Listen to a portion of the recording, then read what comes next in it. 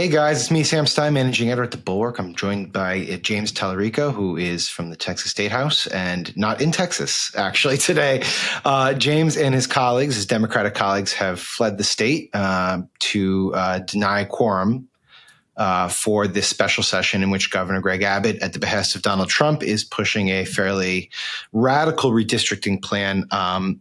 James, thanks for joining us. Really appreciate it. Tell us what the past 24 hours have been like. I know the decision was made, I believe, on Saturday, and then on Sunday you guys left. But tell us about the last 24 hours. Well, it's, I love my home state. I'm kind of a homebody. I don't like hotel rooms or travel. And so it's not been a great 24 hours for me. It's probably not going to be a great few weeks. I wish I had woken up in Austin, Texas. No offense to Illinois, but I wish I was back home. But, the reason that we're doing this is because this Trump redistricting power grab is so brazen. It's so egregious. I know that the Bulwark is a sophisticated audience, but I just want to explain real quick what I mean by these terms. So typically state legislators like me, we adjust our district boundaries for congressional races and state legislative races at the beginning of every decade after we get a new census and we have new population numbers. And we did that in 2021 when the Texas Republicans drew a new map. But now Trump is asking those same Republicans to redraw the Texas maps in the middle of the decade to get him 5 more seats because he's worried he's going to lose his majority in Congress in the midterm elections because he's wrecking the economy, starting wars, protecting pedophiles, because he's kicking millions of Texans, millions of Americans off their health care to fund tax breaks for billionaires. So he's trying to shield himself from the voters. He's trying to shield himself from accountability. And that should be unacceptable, no matter your political party. Just as Americans, that's not how this system is supposed to work. Sure. Now, James, were you, I don't know if we have an exact number of how many of the 62 Democrats have fled the state. We know that there's a handful who have not, but it's enough. Yeah. Okay, 57. Okay. And that's enough to deny a quorum because right. I believe you have to have 100 of the 150 members of the House there. Right. Talk a little bit granularly about what it was like to leave. I mean, obviously you wanted to do it with some secrecy so you weren't stopped, but how fearful were you of being stopped at the border, for instance? We were very concerned about that. And our caucus leader did a great job, Representative Gene Wu from Houston. He is our fearless leader in this fight. And he and his team really pulled off a logistical feat, getting this many Democrats out of the state of Texas undetected. I was only given about 24 hours notice. I knew this may happen. Our caucus has been talking about this power grab for the last, 2 months. We've been fighting it at the state capitol for 2 weeks of this special legislative session. But I didn't know we were leaving, didn't know when we were meeting, where we were going until about 24 hours ahead of time. So that's how much time I had to pack and make my arrangements to be out of the state indefinitely. Now, you're facing some repercussions, obviously, a $500 fine, which people might not think that's a big deal, but you get $600, I believe, to serve in this house. So that's gone. That's before taxes, Sam. Before taxes. Okay. So you're that's one day. You're gone. But beyond that, in all seriousness, Greg Abbott, the governor, has made a statement this morning. I'm going to read it to you, and I just want your reaction to it. It reads like this. This truancy ends now. The derelict Democratic House members must return to Texas and be in attendance when the House reconvenes at 3 p.m. on Monday, August 4th. That's today. For any member who fails to do so, I will invoke Texas Attorney General Opinion Number KP-0382 to remove the missing Democrats from membership in the Texas House. So that's based off of a non-binding opinion issued by the State Attorney General, Ken Paxton, himself embroiled in some ethical issues. But how serious do you take the idea or the threat? Yeah, that was putting it kindly. How seriously do you take the threat of the possible expulsion from the House here? I mean, we're ready to face consequences. I like how Greg Abbott and Ken Paxton act tough on social media when it comes to us. But when the president of the United States tries to mess with Texas, they bend the knee. I wish they had the same fortitude, the same strength when it came to dealing with the president who's trying to rig our maps here in Texas. But this wasn't an easy decision for us. Not only are we facing these financial consequences, we may also be facing political consequences, as the governor alluded to. And Ken Paxton has already called for us to be hunted. That was the word he used. So there are certainly security and safety concerns as well. I should also add that, we're a part-time legislature in Texas. And so we are leaving behind our day jobs. We have jobs so we can make ends meet and pay our bills. We're leaving behind that income to be able to do this. Some of my colleagues are leaving behind young children. Some of them are leaving behind aging parents. So this was not an easy thing to do. It was not a decision we made lightly. But this power grab is so brazen, it's so discriminatory, and it is so disruptive to the democratic process. We're not just fighting for Democrats. We're fighting for independents and Republicans too. We want free and fair elections in every single community across our state. And that is very much at risk with this redistricting power. But you think it's legitimate that you could be thrown out of the House by the governor? I wouldn't put anything past Governor Abbott. He's trying to silence my constituents' voices with this map. And so he may try to silence them by removing their elected representatives. I mean, when someone is acting so undemocratically, we have to expect anything and everything. Well, and the other option thrown around by a colleague of yours, Jared Patterson in Frisco, was to actually gerrymander the House seats, the statehouse seats. So that would be another form of this. I want to talk about sort of the process here, because there have been walkouts before like this, 2003, obviously 2021. I believe in 2003, it ended when one of the Democrats returned to the state capital and the quorum was achieved. In 2021, correct me if I'm wrong, but it ended after governor just called a second special session. And Governor Abbott has that right to do that. I mean, it's a 30-day special session, but he can always just call a second one. So how would this one end any differently than the other two? We're not sure. We're taking this one session at a time. The current special session will end in 2 weeks. And so we have all committed to killing these maps and stopping this corrupt special session from reaching that end. But we don't know what's going to happen after that. We've heard from blue state governors that they may retaliate with their own gerrymandering. I hope that could convince Republicans in Texas and Republicans nationally to walk back from the brink. I don't think any of us want this race to the bottom, this descending spiral of partisanship. I think we can all agree that we should have citizen-led, independent redistricting commissions in every state. I actually filed a bill last week to introduce that concept in the state legislature in Texas. That is the vision. That is the goal.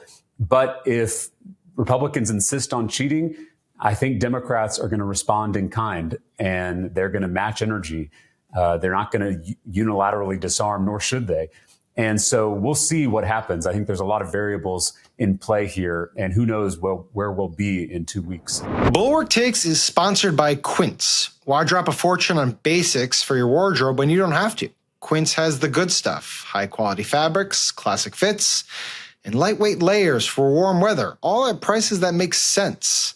Everything I've ordered from Quince has been nothing but solid.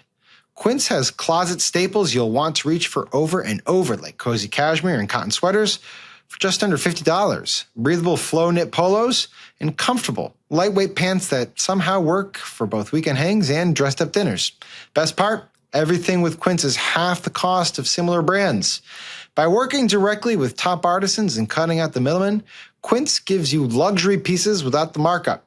And Quince only works with factories that use safe, ethical, and responsible manufacturing practices and premium fabrics and finishes. I ordered a polo shirt and some joggers from Quince, and let me tell you, it's done wonders for my wardrobe and wonders for my sleep.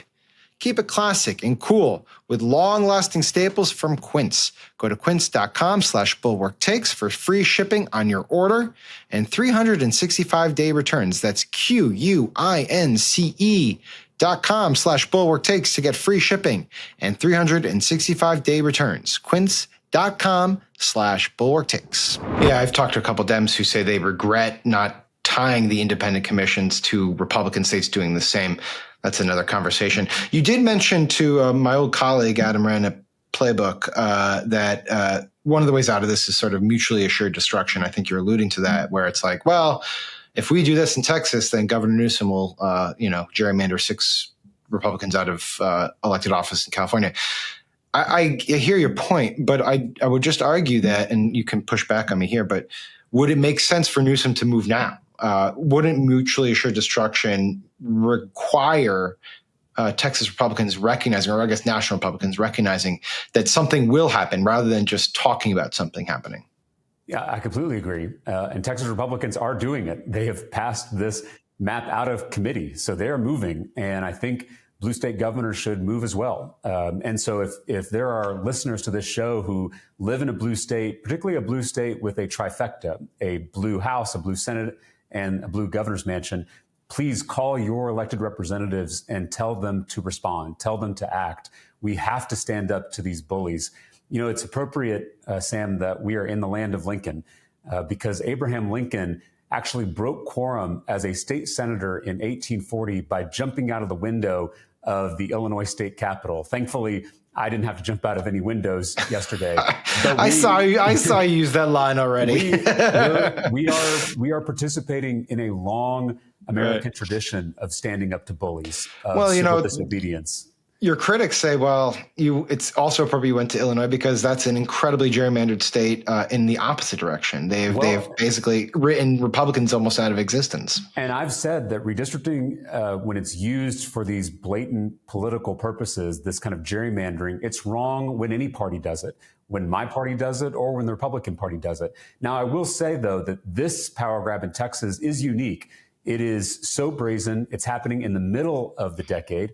You know, Like I said, we typically do this at the beginning of the decade after a new census. So this is essentially like two football teams coming out of the locker room at halftime, and the team that's ahead says they want to change the rules in the second half to make sure they stay ahead. It's cheating, plain and simple. And if they're going to cheat, we're not going to play. I have two more questions for you. One is on the federal government here, because unlike in 2003, unlike in 2003, we now have a White House that is openly pushing for this, saying without any qualm that they want to gain seats in power. I mean, there's no pretext here other than we want to control the House. They also have shown a real, aggressive posture towards using federal resources in federal agencies in very political manners. So to the degree that you're able to talk about it or want to talk about it, I suppose, I mean, what are your fears around or expectations around DHS, FBI, law enforcement agencies on the federal level being involved or brought into this? Well, Texans don't scare easily. We also don't surrender easily, if you know anything about our state's history. And so we are fighting for our constituents, Democrats, independents, and Republicans alike, and we're ready to face whatever consequences may come. But this is bigger than us. It's bigger than us personally. It's bigger than our individual careers or even our individual districts. I mean, this is about whether or not we will have a representative democracy.